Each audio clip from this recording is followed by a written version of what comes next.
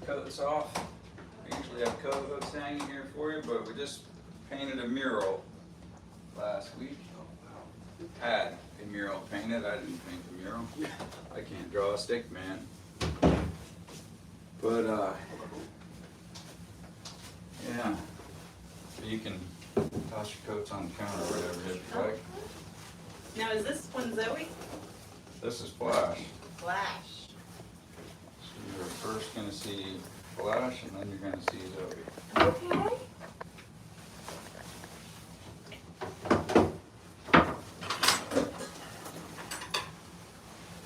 Tell our online audience about the new mural. We told them a little bit about it, that we're loving it and that it's beautiful. It is beautiful. This was painted by Tiffany Benz, who likes you to reach out to her on Instagram under TB Artista. Alright guys, the rules of the game. The most important thing to know is the sloth cannot see the difference between this and this. His vision is horrible. Okay. So this is food, you put this in his mouth. This is not food, you do not put this in his mouth. Don't put it in my mouth either. Either one of us may bite you if you stick your finger inside of our mouth. And you're just going to give him his breakfast and feed him, and meanwhile I'm going to tell you some things about sloths that you likely don't know. And he will come on down and hang down here in a minute when he realizes we're starting his breakfast. And you are welcome to stand right up against him. If you're going to pet him, he likes to be petted like this. He doesn't like to be scratched. He doesn't like to be rubbed. And he doesn't like to be touched on his belly or his feet. Just pet him like that. And so Flash is a sloth. And I'll show you one other thing before I turn over the feeding to you. And that is a two-toed sloth is like a slinky. And I'll explain more about that later, but if you watch, he can turn until his hips are basically 180 from his shoulders. Oh, come on, buddy, turn around. Maybe not today, but he turns quite a bit. And I forgot to ask you before we walked in, though, it's on witness protection here with their wife and girlfriend instead of their wife. Nothing crazy like that? Okay, good. We're bored. Say what? Said we're bored. Yeah, excellent. That's what we like, boring. All right, so you guys are going to feed him his breakfast. You're welcome to stand as close as this to take a picture with him. You can pet him like this. You can stand on both sides of him at the same time to get your best pictures. And if you need Kevin to take a couple shots for you, he's happy to. And I'm going to teach you some things about sloths that you likely don't know. So Kevin, how's the mural show up on the picture? It's good. I think we might do a little bit different Reverse light. the angle. We'll see. Trying to figure out about the doors. Yeah, we're just looking at doors instead of looking at your own. The white window. Say what? The white window very much shows up. Yeah. Where he is really good though. This is Flash. This is Flash. Flash is a two-fingered sloth. Alive in the world today, there are two-fingered sloths and three-fingered sloths. They all have 3 toes on the back feet, and then the two-fingered have 2 on the front, the three-fingered have 3 on the front.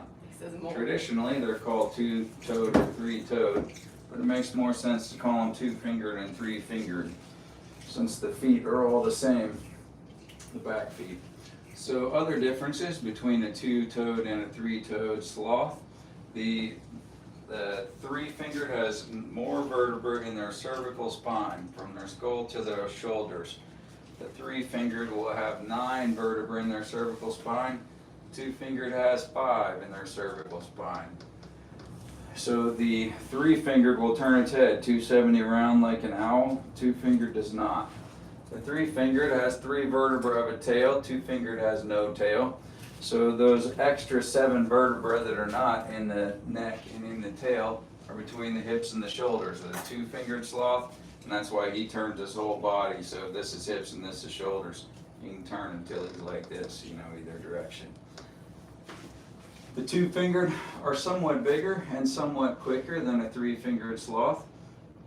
But to describe a two-fingered to describe a two-fingered sloth as quicker than anything, you could only be talking about a three-fingered sloth. collectively they are the slowest mammals in the world. The online, you might read that they can only move about 12 feet per minute, even in the trees. I've seen this sloth move at least 40 feet per minute, because if he's not down yet, when we're getting ready for his encounters, and I open his door and say, "Hey, Flash," he just scurries right down. And his room, where he actually is in here, is 20-some feet tall, and he can make it from the top of there out here to the branch in about 30 seconds. So that would have to be more like 40 feet per minute instead of 12. So man, it's hot in here. The sloths are slow. Sloths are famously slow. But sloths are slow in ways that you don't think about a sloth being slow. So they're slow not only in their movement, they're slow also in their digestion, their metabolism, their metabolic processes. They're slow in every way that a mammal can be slow, and that is because they have a super low energy budget. And they have a super low energy budget because they're eating almost entirely leaves. Leaves are almost all cellulose. Cellulose is hard to digest and not so nutritious. So, to combat the fact that they're eating super non-nutritious food, they eat a tremendous amount of it. So the sloth is going to eat approximately 10% of its body weight every single day. And yet, it goes to the bathroom only maybe once in a week or 10 days.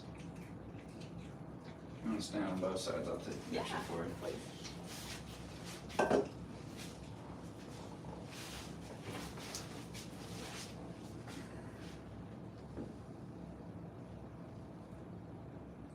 Hey, Flash.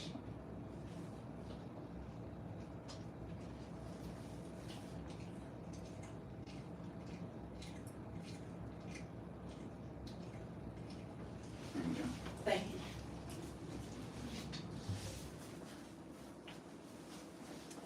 So 10% of their body weight every single day. That's sort of a ho-hum number until you put it to human perspectives. I weigh around 180 pounds. So that would be me walking into Outback and saying, bring me 18 of those 16-ounce porterhouse steaks. 18 pounds of food would be a crazy amount of food, right? So, but the sloth is going to eat 10% of their weight every day. And yet they only go to the bathroom 3 or 4 times a month.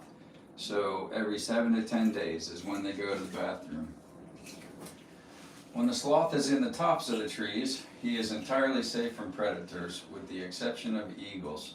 And the reason that he's safe from predators in the tops of the trees is the sloth only weighs about 15 pounds. So he can go much, much further out to the ends of the branches than a predator large enough to threaten his life could go. If the predator pressed the issue to the point that the branch broke because he tried to go too far out to get the sloth would likely survive a 80 to 100 foot drop to the rainforest floor, and the predator would likely not. So the sloth would look over the dead cat and say, ha, ha, and back up the tree he would go. So even though he's safe in the tops of the trees, yet he comes down to the rainforest floor every single time to go to the bathroom. So the sloth goes to the bathroom on the exact same spot, same tree, same side of the tree, every single time. So as the study of sloths continues, they go from dumb ideas to better ideas to correct ideas. So the first dumb idea on why they came down the same tree, same side of the tree every single time to go to the bathroom was because they're just neat animals. Now obviously that makes no sense that a sloth is going to risk its life because it's just a neat animal, right? They're not Adrian Monk. So the next idea on why they always come down the tree to go to the bathroom was that they are fertilizing their own tree. Again, that's a dumb idea.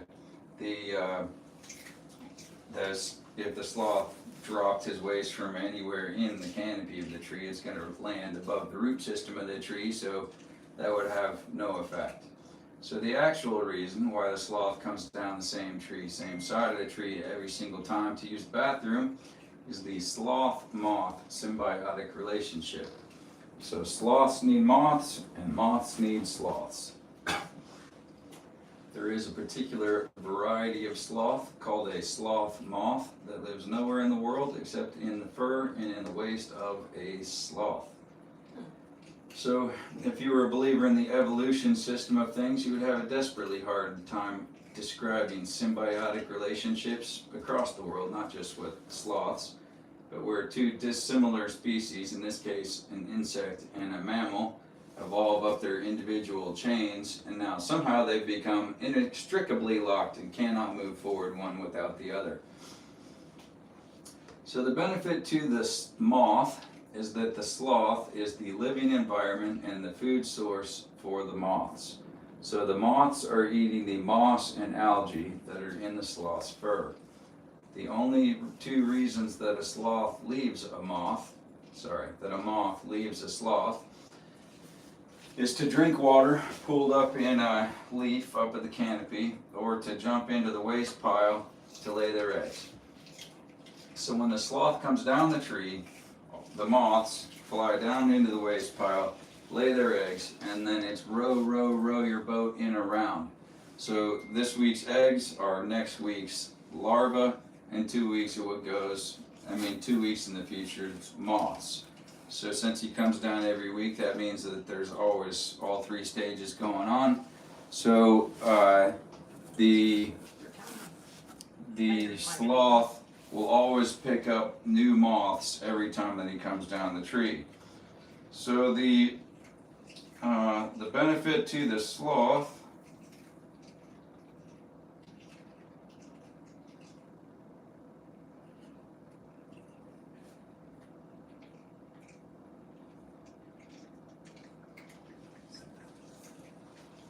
No more little friend. haha, the chicken is in the coop. Right, that's what I was. Meaning Mambo. Okay. My longhorn is sold, and today is the day I have to deliver him, so that's why I was like, it really stinks they're late, but we'll work it out.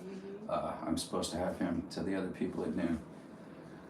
Anyhow, but that Chattanooga traffic can be something, right? Did you guys hit it right before 9?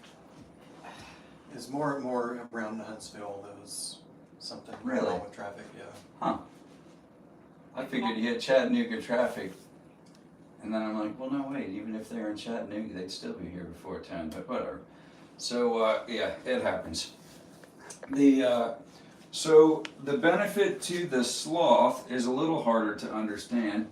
The benefit to the sloth, and there's two theories and one known fact. So the known fact is that a sloth digests his food by a bacterial process more than by an enzymatic process, the way we do. So obviously you've seen, he's got massive choppers in there. He does a lot of chewing on his food. His stomach does a lot more work than ours does because he's eating leaves, right? So he's got a lot of work to do on cellulose. So he's got a multi-chambered stomach. But then at the end of the day, to get to the point of absorbability in our intestines, we use an enzymatic process and bacteria. He uses a bacterial process and some enzymes. But the bacteria are the overwhelming factor for him. Now for us, our gut bacteria colony will last throughout our lives unless we take a long course of antibiotics. If we take a long course of antibiotics, we're going to need some probiotics or some good Greek yogurt, fix our gut health back up, right? The sloth, if he loses his bacteria colony, he doesn't have GNC and he doesn't have Publix, so he's not getting any probiotics or any Greek yogurt. So he needs a different source for his bacteria, and that source is the waste of the moths.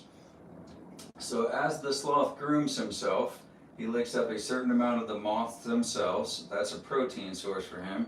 And he licks up a certain amount of the waste of the moths, and that's how he replenishes his bacteria colony. That is the hardest thing to keeping a captive sloth, is that the sloth has to stay 80 degrees all the time, rainforest temperature. What kills off his bacteria colony is cold temperature. In captivity, they don't have moths living on them. Obviously, you don't. In the wild, they have about 150 moths living in their fur all the time. Can you imagine how nasty that would be? In captivity, they do not have the moths living on them. So you absolutely, critically have to make it 80 degrees and 50% relative humidity, and that's why it's hot and wet in here, right? So that's the one known fact for how the moths benefit the sloth.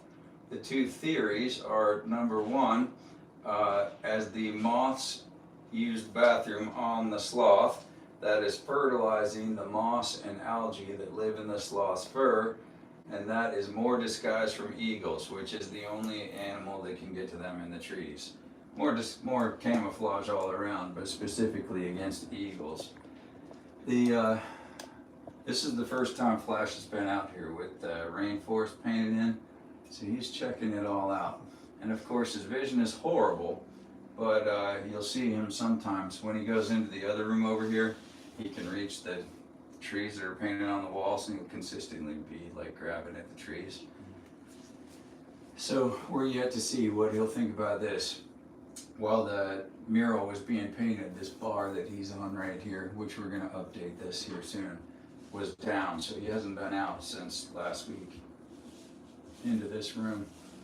And so the one theory is, better camouflage from predators. And the second one, and this is a really long discussion, you could read about it if you wanted to, is peptids and leptids. A three-toed sloth has moths even more densely in its fur than a two-toed sloth, because when the three-toed sloth comes all the way down the tree, he uses that stubby little three-vertebrate tail to dig a hole in the poop before he goes to the bathroom. So that puts him all the way in direct contact with the waste pile for a period of time, and that lets not only moths fly up onto him, but larvae crawl up onto him. So the three-toed has moths even more densely in their fur than a two-toed, and the three-toed have more peptids and leptids in their blood, which come from the moths. So that one's still, I would call a theory, hypothesis more than a theory probably. But the gut bacteria, that's straight up fact. So slow in their digestion, slow in their metabolism. So the metabolism of a sloth is extremely slow. So you got the door shut? Has he got the door shut? He just says it's in the trailer. Excellent. So they're slow in their movement, slow in their digestion, slow in their metabolism. So the first theories on how slowly a sloth digests its food, they put some 3mm glass beads into some sloth's food and just waited to see how long it took them to come through to the other end. And that was 61 to 64 days. No one seriously believes that anymore. It just seems that glass beads don't move through a sloth's digestive system in the same way that food does, right? So the next study, they put some durable dyes onto some sloth's food and put different colors on different food types and waited to see how long it took the colors to come through. And that ranged from 18 to 30 days. So fruit and veggies would be more towards the 18 days into that scale. Leaves would be more towards the 30 days into that scale. So what this guy eats, in the morning he eats about 7 ounces of veggies, which is what you guys just fed him. Then throughout the day he's got free choice on around a pound of leaves, that he'll eat about a pound of leaves every day. He gets 2 hard-boiled eggs per week, and he gets 3 servings of fruit per week. And if you're gonna keep a sloth, which we do not recommend to anyone to get a sloth, don't buy a sloth. If you're gonna keep a sloth, you need to be something of a sloth poopologist, because like when you have a baby and you change their diaper, you see what's in the diaper, because the best way to know what's going on inside is to see what came out with animals that can't speak to you. So when he does go to the bathroom, we have to carefully examine his poop. If we have any questions about it, we put it in a bag and talk to the vet with it. But and you know, we may adjust his specifically the amount of fruit in his diet according to, you know, how solid or not solid his poop is. So slowing their digestion, metabolism, metabolic processes. So sloths grow very slowly. If you look at this guy, and then you're about to see Zoe next. So when you see Zoe, she is nearly the size of Flash. She's 14 months old. Flash weighs 15 pounds, Zoe weighs 10.8 right now. So body mass, she's nearly the size of Flash, or nearly full size, because she's female, he's male. Females are a little bit smaller than males. But if you look at the claws on him, and then you see the claws on her, she's still got a couple years till she has her full adult claws. And if you look at the teeth on him and the teeth on her, her teeth are way, way behind his. Now, speaking of their teeth, they have no enamel on their teeth, so their teeth grow throughout their life, similar to the way rodents do. The sloth is going to live maybe 20 years in the rainforest, and he doesn't have a toothbrush. So this is, you know, the system that they don't lose their teeth. So as they open and close their mouth, especially when you're holding her around your neck, you're going to hear a little sound while she's around your neck. That's sharpening her teeth, one against the other. So when sloths are opening and closing their mouth, they're sharpening their teeth against each other, and they have no enamel on the outside, which means their teeth are softer. So they're continuously wearing down, but they grow throughout their life. They don't get any replacement teeth, but they grow forever. Yeah. Like whereas rodents, that they would have to actually gnaw on other things to keep them. Yeah, like our kangaroos, we have to keep sticks out where they will, or they'll chew on the walls. So we keep sticks in their environment so they have something to gnaw on. Now with rodents, it's the buck teeth that grow throughout their life. These guys technically don't have incisors or canines, but the teeth that you would look at and just naturally, as a pedestrian, say that's canine teeth. The ones that appear to be canine teeth, that's what their ones are that grow throughout their life, and that they're always sharpening up. So also about their metabolic processes, because their food is terrible and there is very little nutritious value in the food, they have a very low energy budget. Now they do very thoroughly metabolize the food. So when the sloth comes down and goes to the bathroom, suppose that it is at the 10 days into that range and eats 10% of his body weight every single day. That means he has eaten 100% of his body weight since he last went to the bathroom, right? And when he does go to the bathroom, he's going to drop about 1/3 of his natural body mass when he goes to the bathroom. So if he's eaten 100% and he drops 1/3, that means he did successfully convert from food to energy 2/3 of everything that he ate, but there's just very little energy in the food that he eats. He's kind of batting cleanup on the food chain, basically. You know, he's before a recycler, but he's eating, you know, what nothing else wants to eat. So that means that his energy budget is extremely low. It is so low, in fact, that he cannot even maintain his body temperature. So while he is a warm-blooded animal, his body temperature will track along with the outside air temperature. So in the rainforest, daytime high is in the mid to upper 80s, nighttime low is in the high 60s, low 70s, and his core body temperature will follow that range, so that his daytime core body temperature can be as much as 19 degrees Fahrenheit higher than his nighttime core body temperature. That's also why you have to be extremely careful about their environment. If his core body temperature got down into the high 50s, it would definitely wipe out his bacteria colony forever, or entirely. I mean, in captivity. We could fix that if we knew what we were doing. But if you were not on top of it immediately, the sloth would die. It would die 30 days later of starvation, not because it didn't have food, but because it couldn't digest to the point of absorbability, that food. So also you know, they move incredibly slowly. That's again related to how much energy they have to put into movement. Not that they are physiologically incapable of moving faster, but you know, they don't have the energy to invest in it. They can only milk for their babies for about 3 to 6 weeks because again, they just don't have the energy to commit to making milk for a baby. They will stay with their babies for longer than that, but they're only nourishing them with milk for about 3 to 6 weeks. In the case of a two-toed sloth, which everything we have here are two-toed sloths, the mothers would stay with their babies for about 3 to 4 months. In the case of a three-toed sloth, they could stay for a year or more. After they have stopped nourishing them with milk, the point in the mother staying with the baby is just to teach it how to survive in the world. And when the mother sloth weans the baby sloth, there's not a process to it. She just ditches and leaves. So they used to think that sloths lived in one tree or a very small set of trees. That turns out to not be true at all. But when a mother has a baby, she will stay in one tree or a very small set of trees. And when she ditches, the waste pile that they both have been using for the baby's life up to that point becomes the baby's waste pile. The mother will leave the area entirely and she'll start over somewhere else. And that's the only time they'll make a new waste pile, or the only time I'm aware of. I guess I can't say that as 100% fact, but they're known to use the same waste pile for all their life, even if they have to walk a mile to get to it.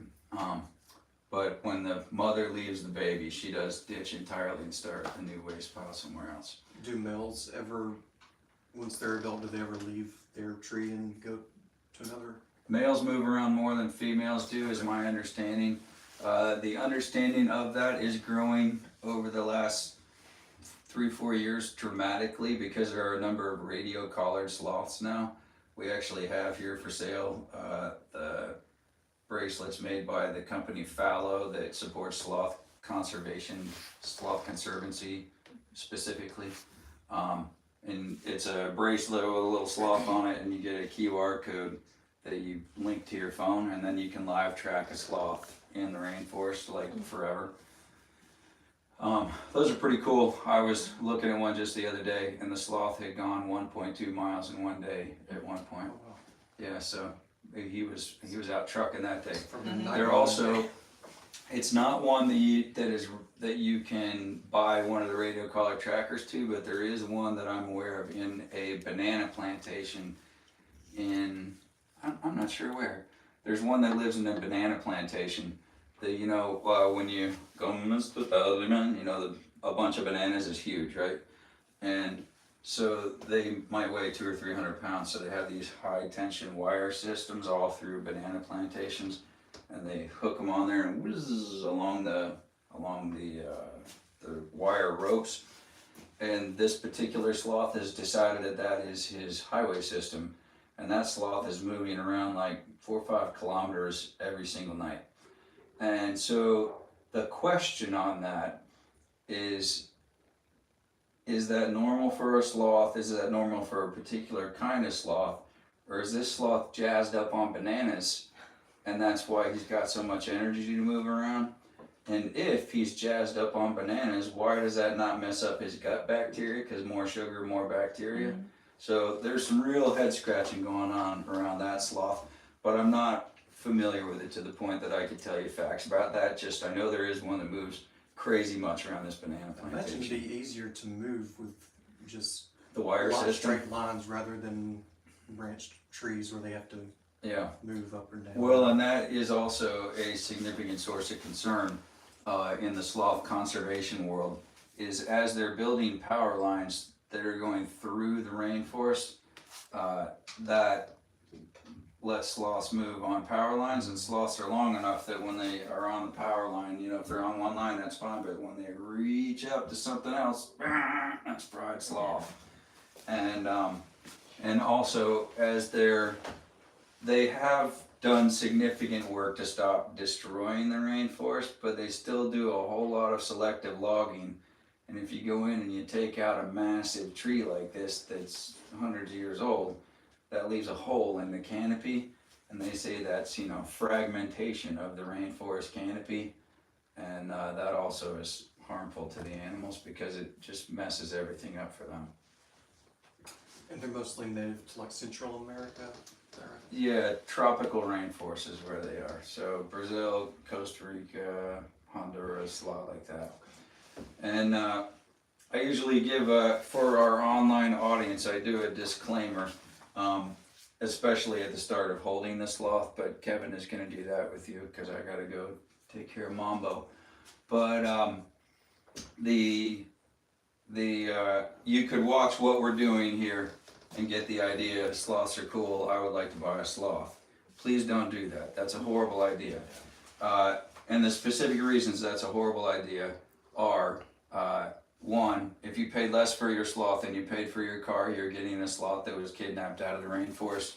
You are buying an animal that was stolen from the rainforest. Don't do that. That is very, very harmful to sloths. And two, the sloth is extremely unlikely to live. Having been stolen from the rainforest, it is not a pet animal. And you're buying a wild animal and going to try to keep it as a pet, that is not going to work.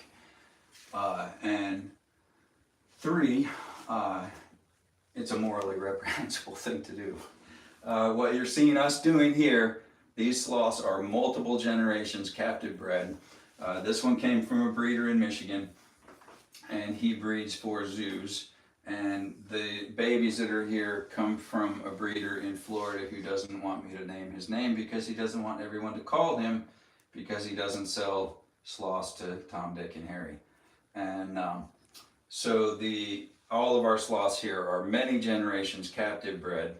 They are further from generationally, they are further from the rainforest than I am from the Nina Pinton's Santa Maria. So, and similarly, if you have your house cat and you took it and threw it out into the forest, it's going to be short for that cat. And if you took a feral cat out of the forest and tried to have it live in your house, it's going to be ugly. Nobody's going to enjoy that. So please don't watch what we're doing here and take the impression that this is a good idea to buy a sloth as a pet. Absolutely not. And the second thing that I like to say to our online audience is when you go to an encounter, look into the encounter first to make sure it's a reputable place. I myself went to the sloth petting in Honduras before I knew anything about sloths. It was wonderful. It was fantastic. It was a great experience that probably killed the sloth. So, as the consumer, they're holding this cutest thing in the whole wide world, this little sloth. You don't know that they're just taking those out of the rainforest as fast as they need to, because they say that the average lifespan of a wild caught sloth that is being used for petting is only going to be a couple of months because it stresses them so badly.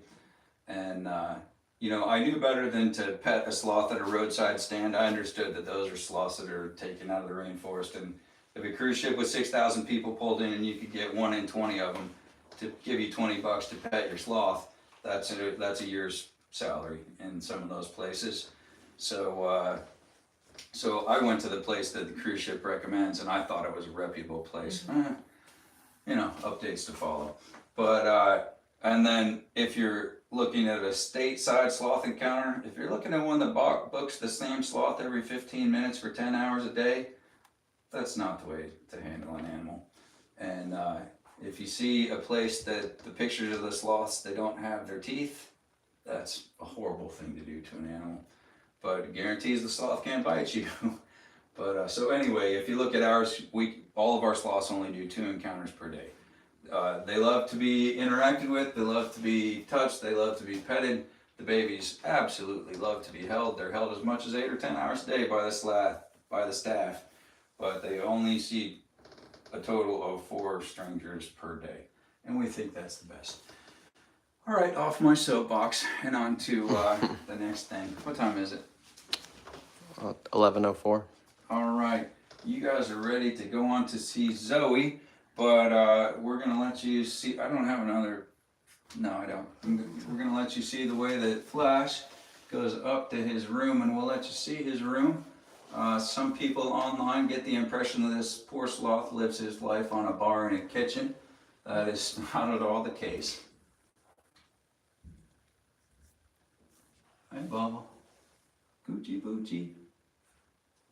He doesn't always go up at the end of his encounters, but sometimes he does. And is there any metabolism difference if they're eating healthier foods like beans and carrots versus just leaves?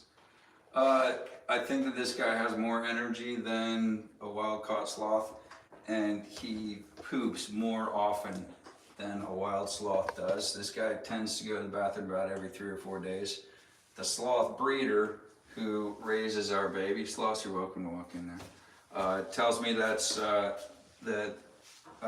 he has various sloths that poop more or less often.